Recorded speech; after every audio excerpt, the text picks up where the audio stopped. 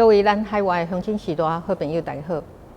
真欢喜看到咱的乡亲对故乡的母语遮尔多的关心。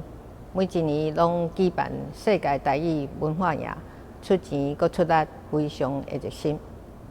就是因为咱有乡亲的关心，对咱2001年开始，用政府的力量推动咱的台湾母语教育，到即马已经是差不多20档啊。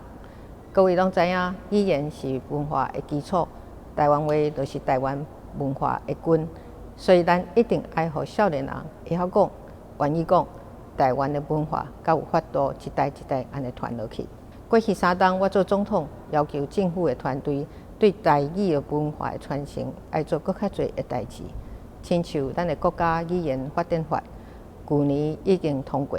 即马的台语、客语。甲咱的原住民的语言，拢是咱的国语。今年开始使用108年的课纲，以后国小1年到咱的高中的3年，在学校拢会上课学咱的母语，这是真大的进步。顶个月公共电视台台语台嘛正式开台，会互咱的台语文化的推广更较顺利，也互咱的囡仔会当看电视学台语，母语若好，文化就会好；文化若好，国家就会兴旺。政府一定会继续打拼。我嘛要请咱各位海外乡亲共同来打拼，